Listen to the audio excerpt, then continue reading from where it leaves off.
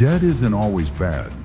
In fact, the right kind of debt is how many wealthy people get rich. Why do some people use debt to build wealth, while others use it to destroy their finances? What's the difference between good debt and dangerous debt? In this audiobook, we will break down the key lessons from how debt can make you rich, and show you how smart leverage, when used responsibly, can accelerate your path to wealth. Have you ever been told to avoid all debt at any cost? You're not wrong, but you might be missing one of the most powerful financial tools if you don't understand it. By the end, you'll know how to recognize productive debt, avoid toxic debt, and use leverage wisely to grow assets instead of stress.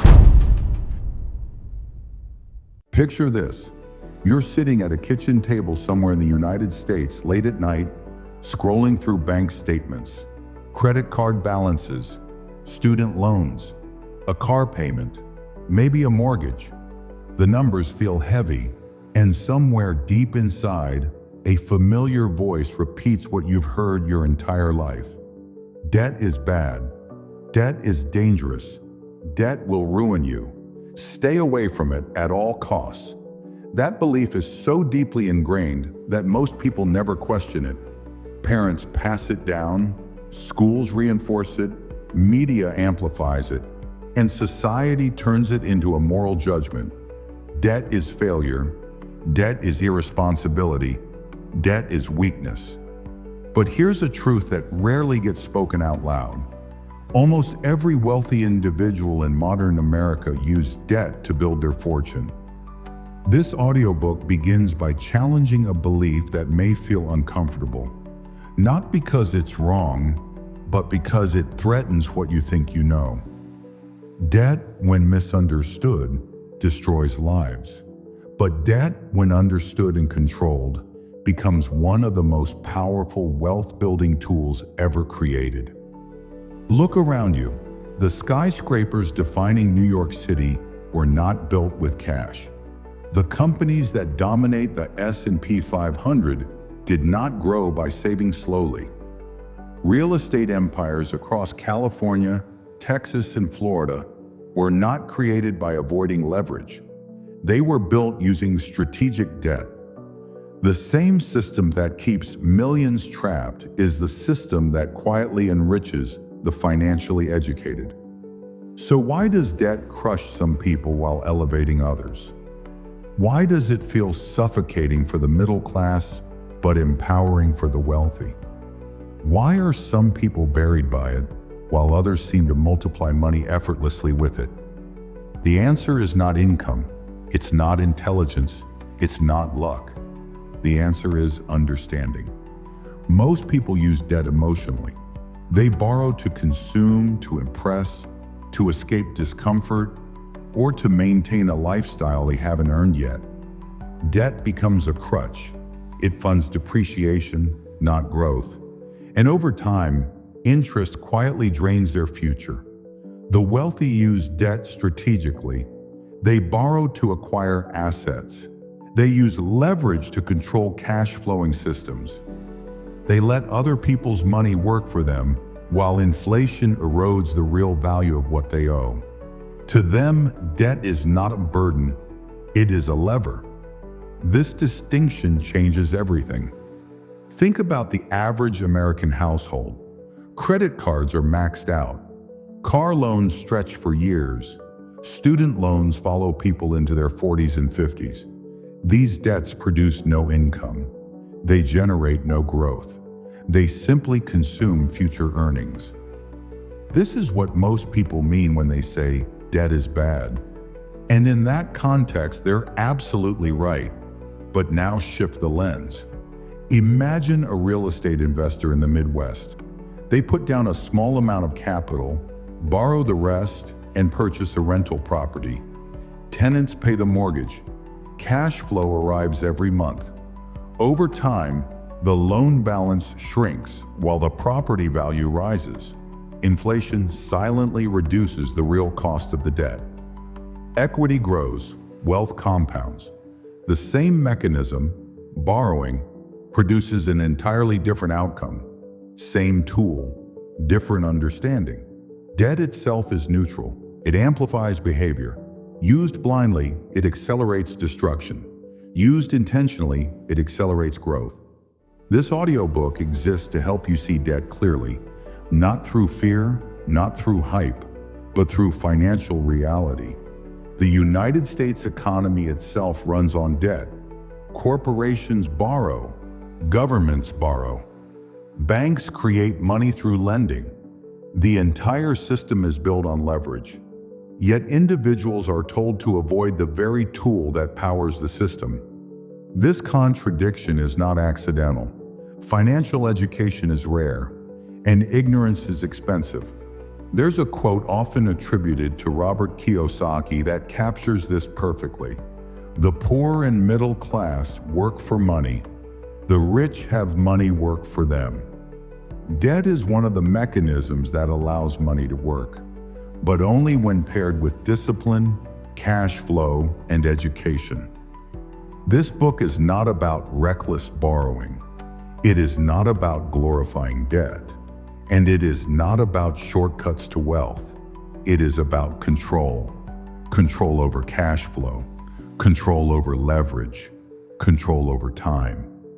Over the next chapters, you'll discover why debt behaves differently depending on who holds it. You'll see how inflation quietly rewards borrowers.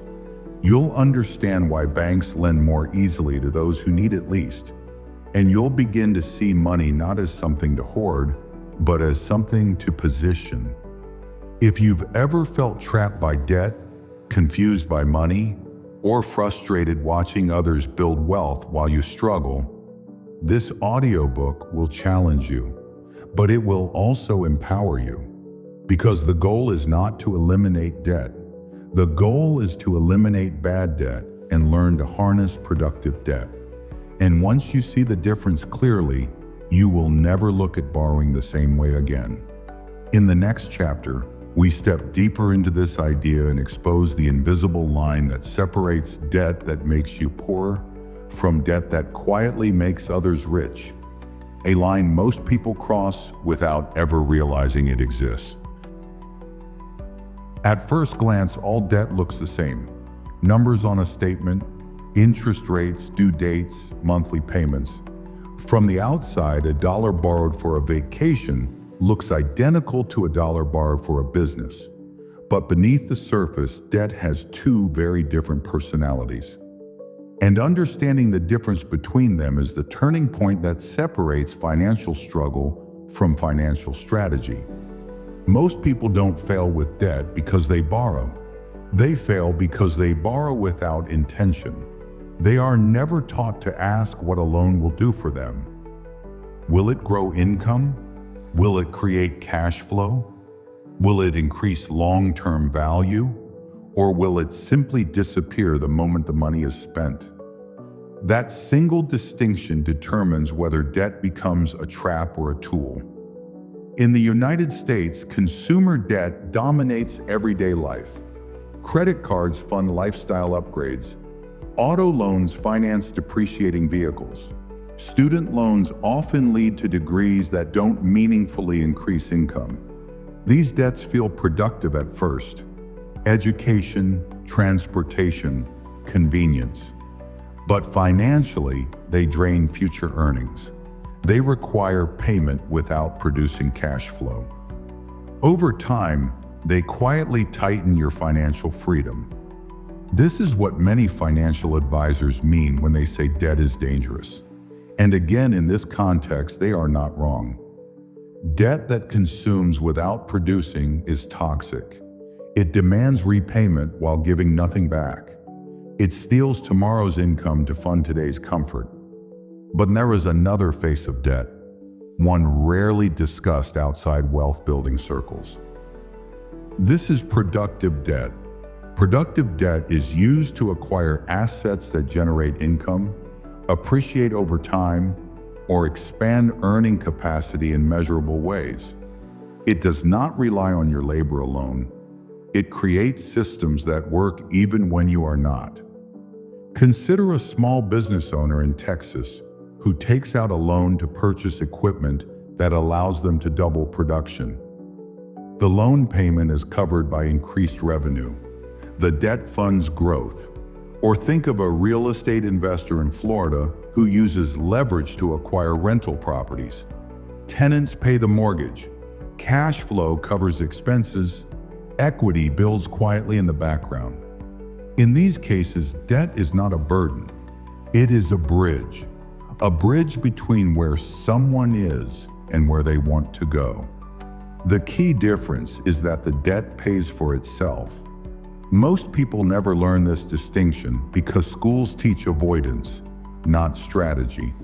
The fear-based message of stay out of debt is easier than teaching nuance. But avoidance limits opportunity. Strategy expands it. There is a reason banks are eager to lend for assets but cautious about lending for consumption.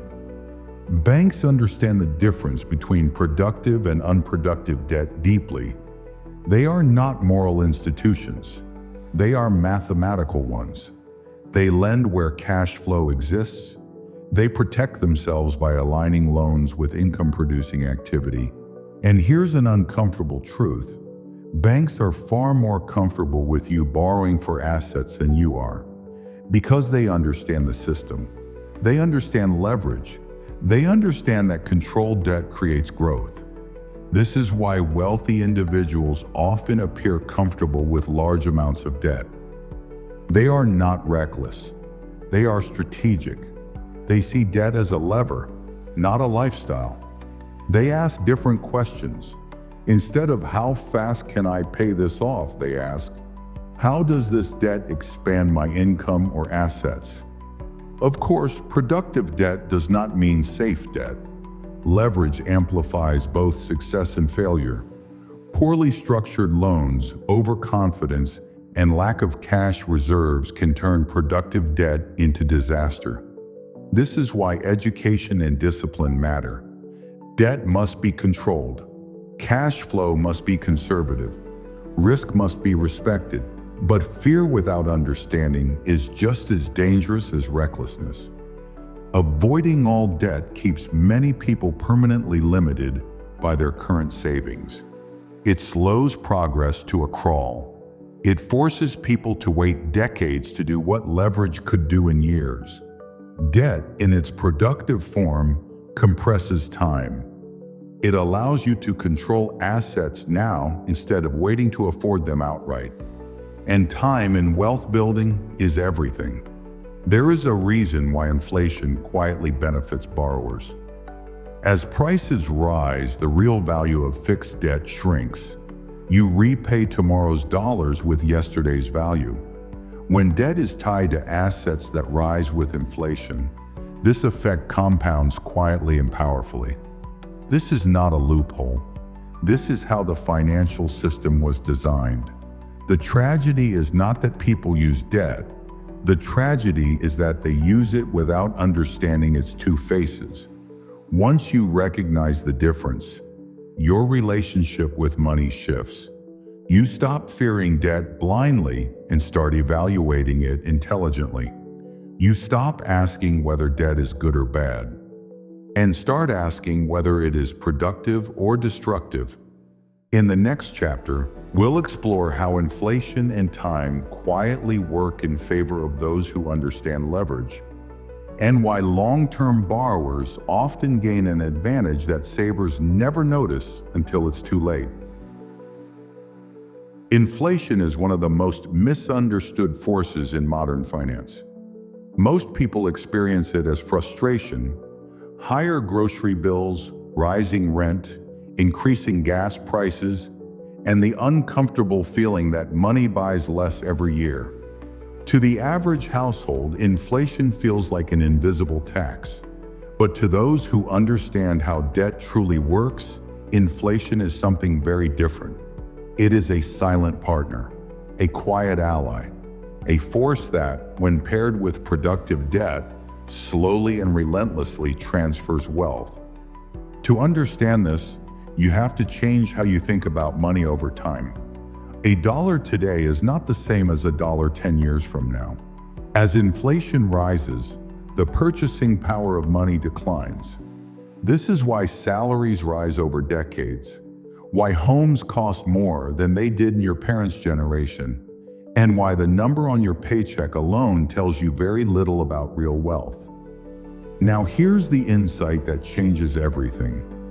Most debt is fixed in nominal terms, while income and asset values tend to rise with inflation. That means the amount you owe stays the same on paper, but the value of the dollars you use to repay it slowly declines. You are paying yesterday's debt with tomorrow's cheaper money. Let's ground this in a real-world American scenario. Imagine someone buys a rental property in Arizona with a 30-year fixed-rate mortgage. The monthly payment is locked in. Over time, rents increase as the cost of living rises. Wages rise, property values rise, but the mortgage payment stays the same. What once felt heavy becomes lighter every year. Inflation quietly erodes the real burden of the debt while income and asset value move in the opposite direction. This is not speculation. This is math. And it is one of the reasons long-term fixed-rate debt has been one of the most powerful wealth-building tools in U.S. history. Savers, on the other hand, experience inflation very differently. Money sitting idle loses purchasing power year after year. Even conservative savings accounts often fail to keep up with inflation. The result is subtle but devastating over long periods. People believe they are being responsible by avoiding debt and hoarding cash. But inflation quietly punishes that behavior. The saver feels safe until they realize years later that their money doesn't stretch nearly as far as they expected. This is where the wealthy think differently. They do not hoard cash unnecessarily. They position it. They place it in assets that rise with inflation. And when appropriate, they use fixed-rate debt to control those assets. Inflation becomes a tailwind instead of a headwind. The U.S. government understands this dynamic deeply. This is why fixed-rate mortgages are common. This is why long-term bonds exist. This is why debt plays such a central role in economic growth. The system itself assumes inflation will exist. Those who align with that reality benefit. Those who fight it unknowingly fall behind. But here's the critical nuance most people miss. Inflation only helps good debt. If your debt is tied to consumption, credit cards, luxury purchases, lifestyle inflation, then rising prices simply increase your stress. There is no income stream growing alongside the debt. Inflation becomes an enemy. But when debt is tied to productive assets, inflation shifts the balance. Cash flow rises, asset values rise. The real value of the debt shrinks. Over long periods, this effect compounds dramatically. This is why long-term real estate investors often describe inflation as their best friend. Not because prices rising feel good, but because their systems were designed to benefit from it. The same dynamic applies to businesses. A company that borrows to expand production can often raise prices over time, while repaying fixed loans with cheaper future dollars. Of course, inflation is not guaranteed to move smoothly. There are cycles. There are shocks. There are periods of high inflation and periods of low inflation. This is why conservative assumptions matter. This is why cash reserves matter. This is why discipline matters. Debt amplifies outcomes, and inflation amplifies that amplification. But ignoring inflation entirely is one of the most expensive mistakes people make. When you understand it, you stop seeing debt as a static burden and start seeing it as a dynamic relationship with time. You realize that wealth is not just about how much you earn, but how you position yourself within the system that governs money. There's a quote often attributed to Albert Einstein. Compound interest is the eighth wonder of the world. What is less discussed is that inflation is its shadow counterpart, quietly punishing the unprepared and rewarding those who structure their finances intelligently. This chapter is not an argument for borrowing recklessly. It is an argument for awareness, for seeing the full picture instead of reacting emotionally to rising prices, for understanding that time changes the meaning of money, and that debt, when structured correctly, can harness that change instead of being crushed by it.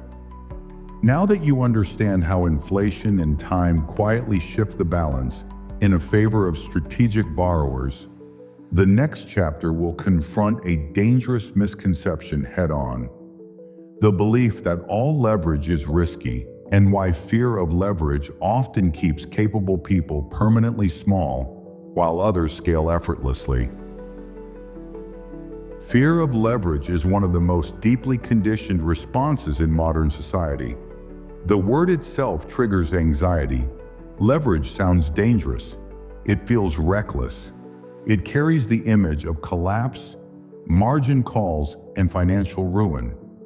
And because stories of failure are louder than stories of discipline, most people grow up believing a simple rule: if you borrow, you're taking a risk you shouldn't take. That belief feels responsible, it feels mature, it feels safe, and yet quietly it is one of the main reasons so many capable, intelligent, hardworking people remain financially stuck. The truth is uncomfortable. Avoiding leverage does not eliminate risk. It simply changes the type of risk you take. When you refuse leverage entirely, you accept a different danger: the risk of stagnation, the risk of lost time, and the risk of being slowly eroded by inflation while waiting years or decades to afford what leverage could control today. Leverage is not inherently dangerous. Uncontrolled leverage is. Every major financial system in the United States is built on leverage. Banks use leverage. Corporations use leverage. Governments use leverage. Entire industries exist because leverage allows growth to happen faster than savings alone ever could. If leverage itself were evil, the modern economy would not exist. So why does leverage ruin some people and enrich others? Because leverage does not forgive ignorance. Leverage amplifies behavior. If the underlying decision is weak, leverage accelerates failure. If the underlying structure is strong, leverage accelerates growth. The problem is not the tool. The problem is how and why it is used. Consider two individuals living in the same city. Both earn similar incomes. Both want financial security. One refuses all debt and saves diligently. Year after year, they set aside money, watching balances grow slowly. Inflation quietly eats away at purchasing power. Opportunities pass because the capital is not yet enough. Time moves forward. The other individual studies leverage carefully. They wait. They prepare. Then they use a conservative loan to acquire a cash-flowing asset. The debt is fixed. The income adjusts over time. Equity builds quietly. Inflation works in their favor. One path feels safe emotionally. The other feels risky emotionally. Yet financially, the second path is often more controlled because it is structured, intentional, and designed to grow. Fear convinces people that leverage equals loss of control. In reality, ignorance equals loss of control. When you understand leverage, you define the downside before you ever touch the upside. You calculate worst-case scenarios. You build buffers. You assume stress before it arrives. That is not recklessness. That is professionalism. In the United States, one of the most powerful examples of disciplined leverage is the 30-year fixed-rate mortgage. It is not speculative. It is not exotic. It is boring, stable, and predictable. And over decades, it has quietly created more middle-class millionaires than almost any other financial instrument. Not because people were lucky, but because leverage was paired with time, inflation, and discipline. And yet, many people who would qualify for this tool never use it strategically. They rush to pay it off emotionally, believing debt freedom equals financial freedom. But often they trade leverage for illiquidity, opportunity cost, and slower growth, without realizing what they've given up. Fear also causes people to confuse leverage with speculation. Borrowing to gamble is not leverage, it is desperation. Borrowing without cash flow is not leverage, it is hope. True leverage is boring, it is conservative. It is designed to survive bad years, not just good ones. The wealthy understand this distinction intuitively. They do not ask, "Can this go wrong?" They ask, "What happens if it does?" They design systems where failure is survivable, where downside is limited, where leverage bends but does not break. This is why banks lend cheaply to those who already understand leverage and expensively to those who don't. It is not about fairness. It is about risk management. Those who demonstrate control receive trust. Those who react emotionally are priced out. Fear of leverage often masks a deeper fear, fear of responsibility. Leverage removes excuses. When you borrow strategically, you must manage cash flow. You must plan. You must think long-term. You must be honest about risk. Many people would rather stay small than face that level of accountability. But staying small has a cost too. It costs time. It costs opportunity. It costs momentum. This chapter is not telling you to use leverage. It is telling you to stop fearing it blindly, to replace fear with understanding, to replace avoidance with strategy. Because leverage will exist whether you use it or not. And those who understand it will always move faster than those who refuse to learn it. Now that we've confronted the emotional fear surrounding leverage, the next chapter will explore something even more critical: how disciplined people decide when debt makes sense and when it becomes dangerous, and the rules that separate intelligent borrowing from financial self-destruction. Debt does not ruin people randomly. It follows rules. Quiet, mathematical, unforgiving rules. When those rules are respected, debt behaves like a disciplined employee working tirelessly to expand opportunity. When those rules are ignored, debt becomes a ruthless master, demanding payment regardless of circumstances. The difference between the two is not luck. It is structure. The most dangerous myth about debt is that it becomes harmful only when things go wrong. In reality, debt becomes dangerous the moment it is taken without clear rules. The wealthy do not borrow casually. They borrow deliberately. Every dollar of debt they accept has a purpose, a timeline, and an exit. If those elements are missing, debt is rejected, no matter how attractive the opportunity appears. Intelligent debt begins with cash flow awareness. Before borrowing, disciplined individuals ask a simple but powerful question: what pays this debt if everything goes wrong? Not if things go well, not if projections are met, but if conditions worsen, income drops, or markets stall. What covers the obligation? If the answer is unclear, the debt is already too dangerous. This is why productive debt is almost always tied to income-producing assets. Rental income, business revenue, scalable services. These are cash flow engines. They are not dependent on constant personal effort alone. When debt payments are aligned with cash flow, stress decreases, control increases. Time becomes an ally instead of a threat. Contrast this with consumer debt. A credit card balance does not ask whether your income is stable. It does not care if your job disappears. It does not adjust when life becomes difficult. It simply demands payment. That rigidity is what makes it destructive. There is no buffer, no system, no protection. Another rule of intelligent debt is fixed structure over variable exposure. Unpredictability is debt's greatest enemy.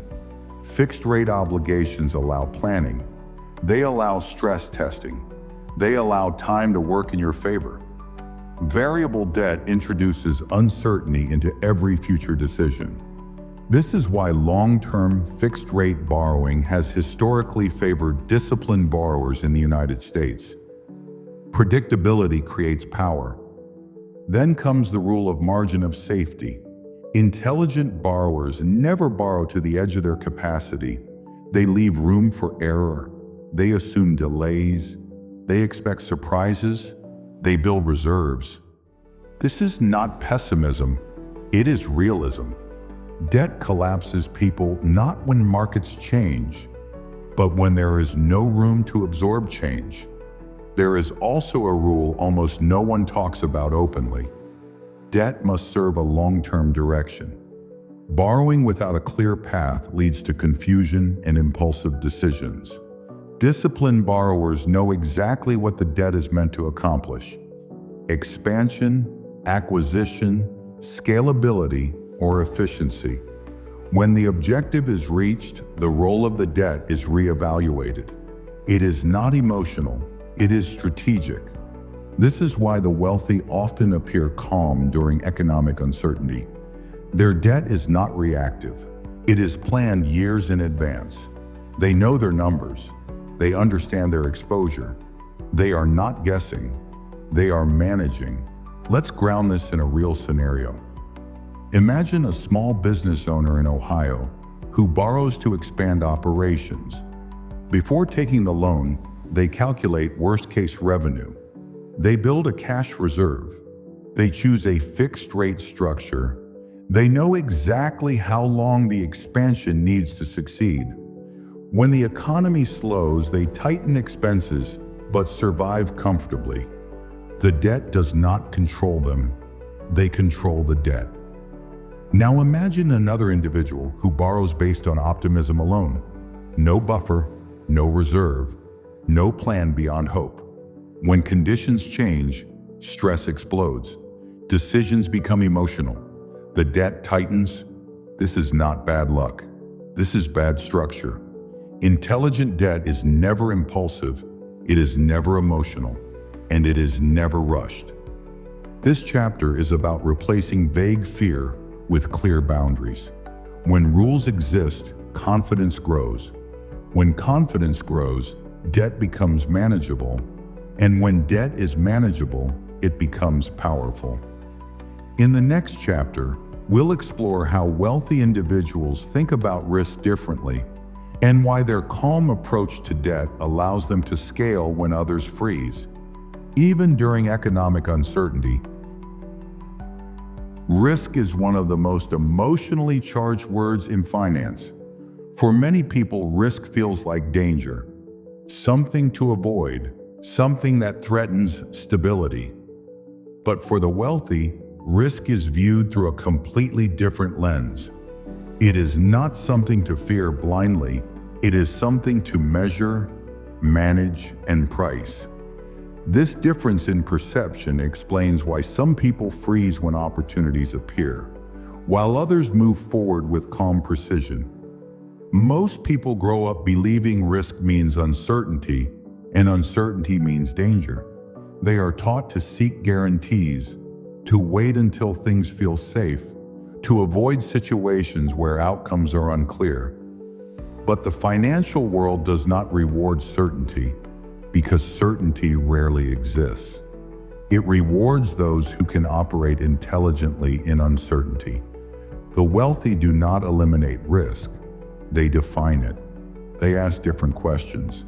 Instead of asking, "What if this fails?" they ask, "How bad can this realistically get?" Instead of asking, What if I lose? And they ask, can I survive the worst case comfortably? This shift changes everything. When downside is survivable, fear loses its grip. This is why disciplined borrowers appear calm during market volatility. Their debt is not built on hope. It is built on assumptions that already include stress. When conditions worsen, nothing breaks, because nothing was designed to be fragile. In the United States, this mindset shows up clearly during economic downturns. When recessions hit, many people panic. They sell assets, they avoid opportunity, they retreat emotionally. Meanwhile, experienced investors and business owners lean forward cautiously, not recklessly, but intentionally. They know risk has already been priced into distressed opportunities. They know their downside is controlled. They know cash flow matters more than headlines. Fear paralyzes those who never define their risk in advance. Calm belongs to those who already have. Another key distinction is how risk is distributed. The wealthy avoid concentrating risk in one fragile point. They diversify income streams. They spread exposure. They separate personal survival from business performance. When one area struggles, another supports it. This redundancy creates resilience. Most people experience risk emotionally because their entire financial life rests on a single source of income. One job, one paycheck, one fragile system. When debt is layered on top of this fragility, stress becomes unbearable. This is not because debt is inherently dangerous. It is because the structure beneath it is weak. Wealthy individuals strengthen the structure first. They build buffers. They create optionality. They never allow debt to become the only thing standing between stability and collapse. Risk becomes manageable when it is absorbed by systems instead of individuals. There is also a psychological shift that happens at higher levels of financial education. The wealthy understand that not acting is also a risk. Opportunity cost becomes visible. Waiting too long has consequences. Avoiding leverage entirely may feel safe, but it carries hidden risks. Lost time, lost momentum, lost purchasing power. This is why disciplined borrowers move when others hesitate. They are not braver. They are clearer. They have already accepted uncertainty as part of the process. They have already planned for adversity. So action does not feel reckless. It feels logical. A powerful quote often attributed to Peter Drucker captures this mindset. The best way to predict the future is to create it. Wealthy individuals do not wait for perfect conditions. They create conditions where imperfection is survivable. This chapter is not about encouraging risk-taking. It is about encouraging risk literacy. Fear thrives in ignorance. Confidence grows from understanding. When you know your numbers, your exposure, and your limits, decisions become calmer. You stop reacting emotionally to uncertainty and start navigating it strategically. Debt magnifies this distinction. To someone who has not defined risk, debt feels terrifying. To someone who has structured risk carefully, debt feels manageable, even useful. The same loan, the same numbers, the same market conditions produce completely different emotional responses based solely on preparation. Now that you understand how the wealthy view risk, the next chapter will confront a hard truth many people avoid: why debt magnifies personal habits and character, and how self-awareness determines whether leverage becomes a ladder or a trap. Debt does not change who you are. It reveals who you already are. This is one of the most uncomfortable truths in personal finance, and one of the most important. Leverage does not magically turn disciplined people reckless or reckless people disciplined. It amplifies patterns that already exist. It magnifies habits, strengths, weaknesses, and blind spots. And this is why debt transforms some lives while destroying others. For people with poor financial habits, debt accelerates chaos.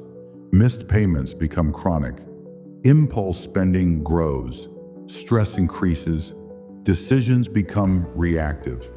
Debt tightens, not because the numbers are impossible, but because behavior is inconsistent.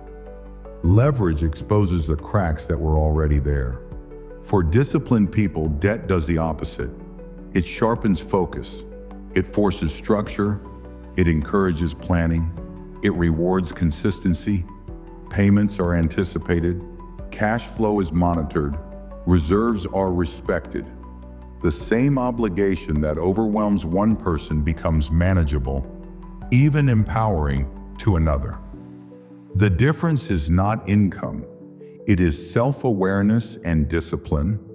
This is why two people can take on identical loans and experience completely different outcomes. One feels trapped and anxious. The other feels calm and in control. One avoids looking at statements. The other reviews numbers regularly. One hopes things work out. The other plans for when they don't. Debt doesn't create these responses. It exposes them. In the United States, this dynamic plays out constantly. During housing booms, some homeowners stretch themselves thin emotionally, buying homes they cannot comfortably afford, relying on optimism instead of structure. When conditions shift, stress overwhelms them. Meanwhile, others buy conservatively, build buffers, and view leverage as a long-term tool. When markets cool, they remain steady. Same market, same debt instrument, different behavior. Debt is unforgiving to denial. It is ruthless toward avoidance. It demands attention, honesty, and consistency. This is why many people say debt caused their financial problems, when in reality, debt simply revealed them. Poor budgeting, emotional spending, lack of planning, inconsistent income management. These issues existed long before borrowing entered the picture. Debt just made them impossible to ignore. This is also why wealthy individuals place such a high value on systems. They do not rely on motivation or memory. They rely on structure, automatic payments, clear reporting, conservative assumptions, redundant safety nets. They design their financial lives so discipline is the default, not the exception. There is a powerful psychological shift that happens when someone becomes ready to use debt intelligently. They stop asking, "Can I get approved?" and start asking, "Should I do this at all?" Approval becomes irrelevant. Alignment becomes everything. If a loan does not fit the system, it is rejected, even if the terms look attractive. This is where many people go wrong. They treat debt as validation. Approval feels like success. Credit limits feel like opportunity. But debt is not a reward. It is a responsibility.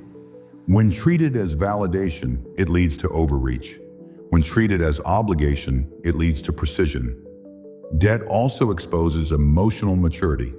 When something goes wrong, a repair, a vacancy, a slowdown, some people panic. Others adjust calmly. Panic usually comes from lack of preparation, not from the problem itself. Calm comes from knowing you plan for variance. This chapter is not meant to intimidate. It is meant to empower. Debt is not something to fear, but it is something to respect. It demands that you grow into the version of yourself capable of managing it. And that growth often has benefits far beyond money. Discipline improves, planning sharpens, emotional reactions soften. Many people are not bad with debt. They are simply not ready for it yet. And readiness has nothing to do with income level. It has everything to do with habits, self-control, and honesty. Debt is not a shortcut around personal development. It is a test of it. In the next chapter, we will explore a subtle but powerful idea: how debt can be used not just to build wealth, but to buy time, and why time, not money, is often the most valuable asset debt can help you control. Most people believe money is the ultimate goal: more income, bigger savings, higher net worth. But when you look closely at how the truly wealthy live, a different pattern emerges.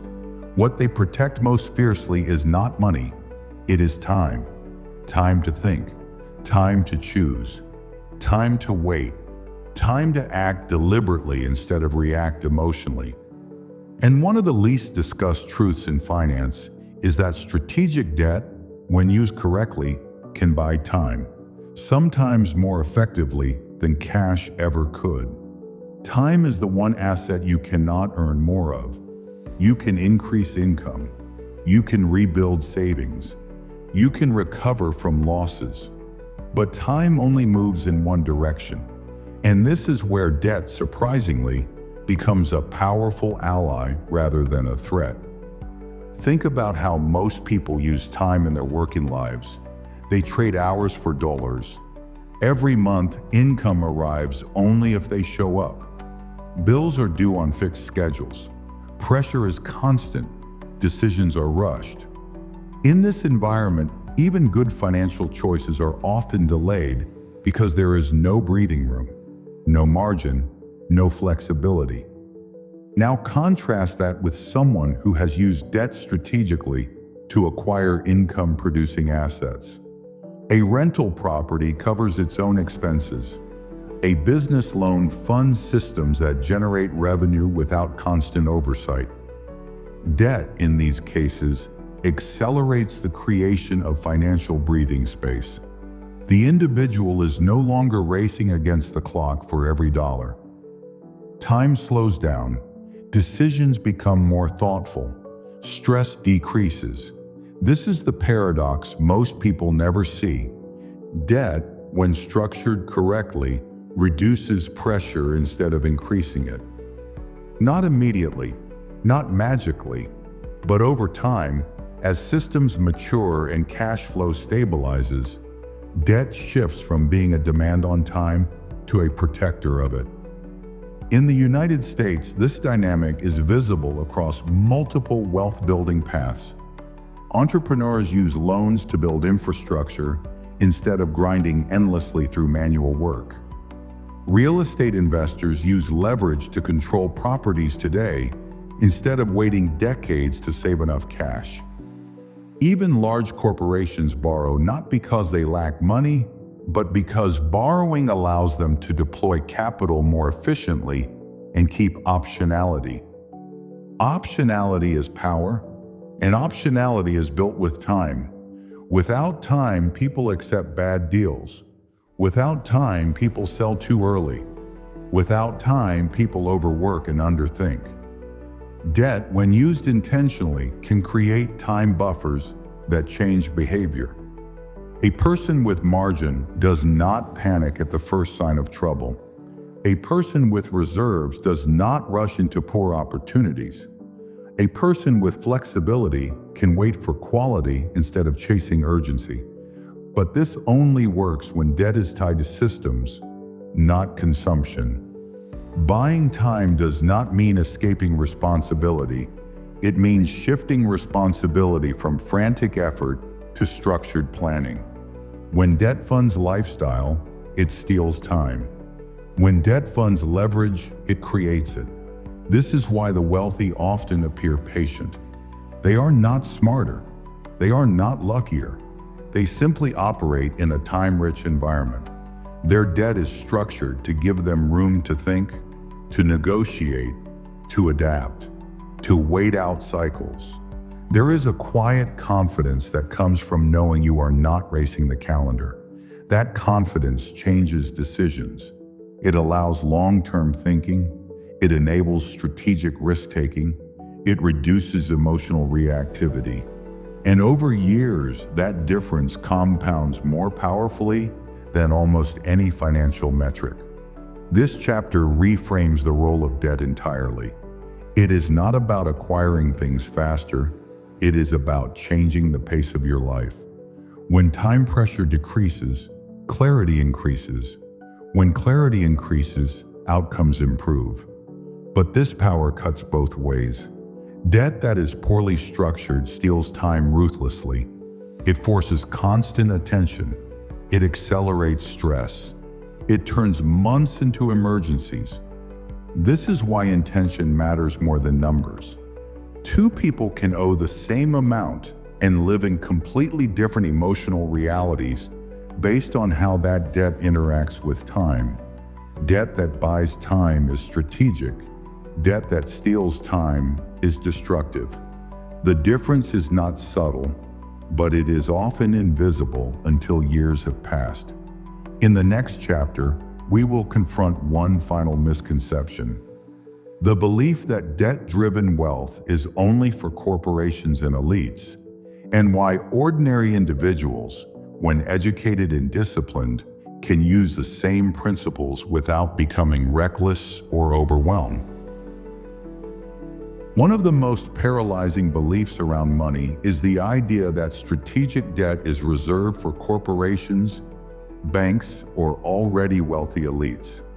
Many people quietly assume that leverage works only if you start rich, have insider access, or operate at a scale ordinary individuals can never reach. This belief feels logical, it feels protective, and it is profoundly limiting. The truth is far simpler and far more uncomfortable. Strategic debt is not exclusive, it is educational. The barrier is not money, it is understanding, discipline, and patience. In the United States, some of the most common and powerful leverage tools were specifically designed for everyday people. Fixed-rate mortgages, small business loans, government-backed lending programs. These are not exotic instruments. They are mainstream financial structures. And yet most people interact with them emotionally rather than strategically, or avoid them entirely out of fear. The wealthy are not using secret tools. They are using familiar tools differently. Consider a school teacher in Colorado who buys a modest duplex using a conservative mortgage. They live in one unit and rent the other. The rent offsets most of the payment.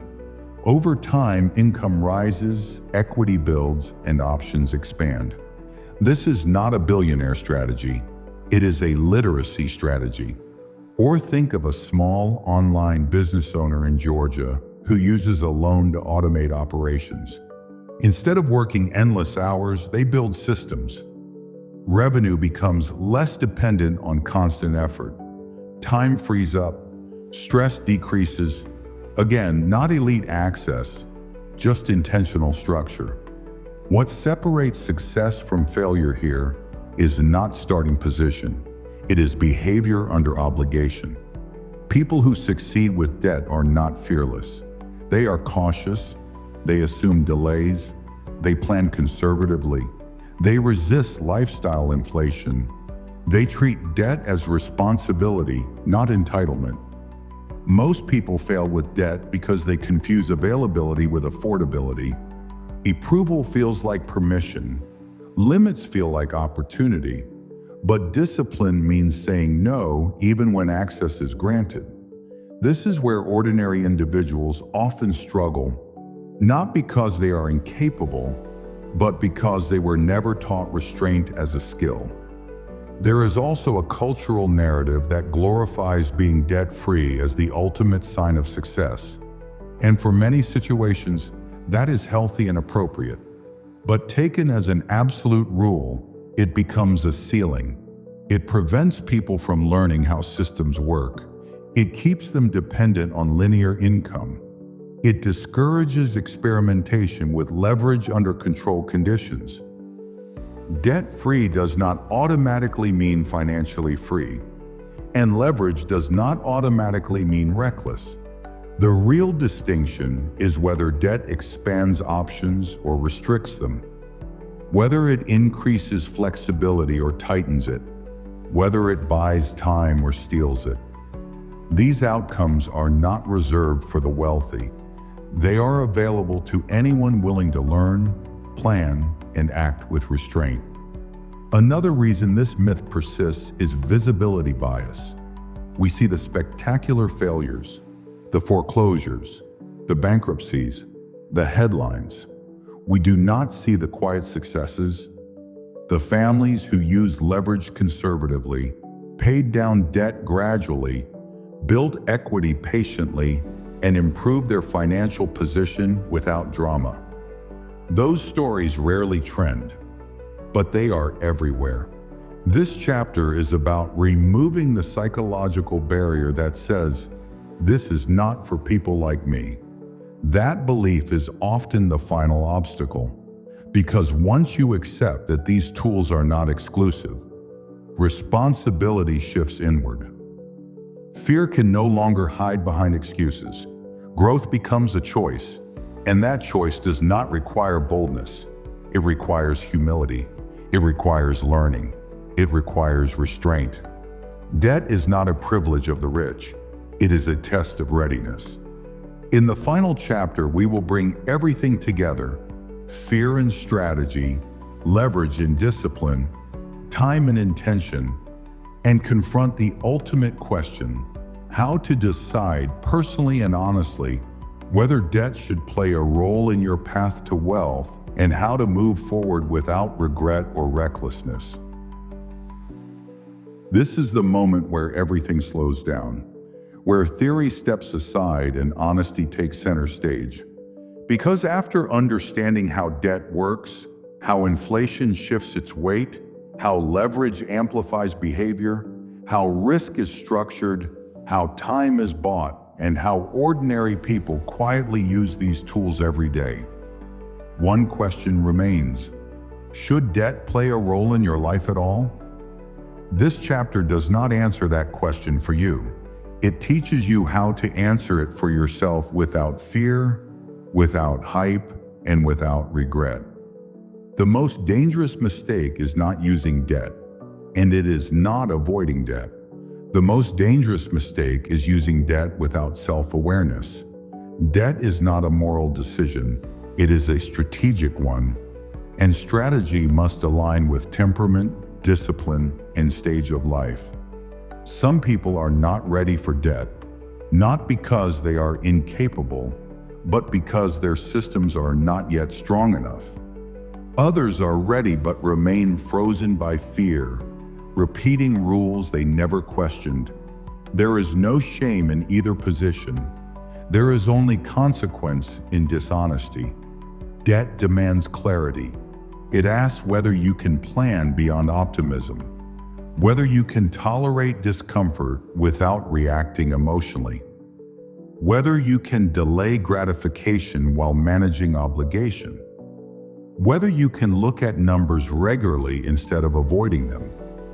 These are not financial traits.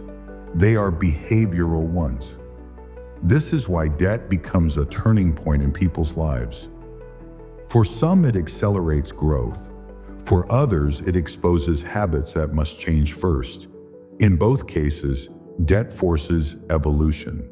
And that is why it is so powerful and so dangerous when misunderstood. Look back at everything this audiobook has revealed. Debt that funds consumption shrinks your future. Debt that funds systems can expand it. Debt tied to income can reduce stress. Debt tied to lifestyle increases it. Debt structured conservatively creates options. Debt taken emotionally removes them. Once you see these distinctions clearly, the conversation around debt changes forever.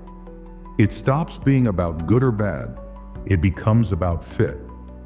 Ask yourself honestly, do you track your finances regularly or avoid them? Do you plan for downside or assume upside?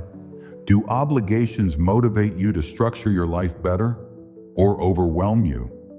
Do you want speed right now or flexibility long term? Your answers matter more than interest rates ever will. The wealthy do not ask whether debt is dangerous. They ask whether this debt serves this objective at this moment. When it does, they use it calmly. When it doesn't, they walk away without hesitation, even if the opportunity looks attractive. That restraint is the real secret. Debt does not create wealth on its own. It creates leverage for discipline. And discipline is what ultimately determines outcomes. If you decide debt has no place in your current life, that is a valid decision when it is conscious, when it is paired with investing, compounding, and long-term planning. Avoidance backed by clarity is strength. Avoidance backed by fear is stagnation. If you decide debt belongs in your strategy, that decision carries responsibility to learn, to plan conservatively, to build buffers, and to respect leverage as a force that magnifies everything you do. Either path can lead to wealth. Either path can lead to regret. The difference is intention. This audiobook was never meant to convince you to borrow. It was meant to remove blindness, to replace inherited fear with understanding, to show you why debt has made some people rich and others miserable using the same system. From this point forward, debt is no longer mysterious, no longer emotional, no longer something to blindly accept or blindly reject. It becomes a tool, one you may choose to use or not, but one you now understand. And understanding changes everything, because wealth is not built by avoiding powerful tools. It is built by learning when and when not to use them. This chapter closes the audiobook, but the real work begins after the last word fades, when the next financial decision appears, when fear or excitement rises, when leverage presents itself quietly. In that moment, you will not be guessing, you will be choosing, and that is what separates those who struggle from those who grow. Not money, not luck, but clarity. Now you have the complete knowledge about how to leverage debt for your financial freedom. But what if I tell you, having the knowledge of only debt will not guarantee success? Leveraging debt for achieving wealth involves a deeper understanding of how money actually works, the mindset required to earn, keep, and, most importantly, multiply it. To get complete knowledge about money, click on the video popping up on the screen.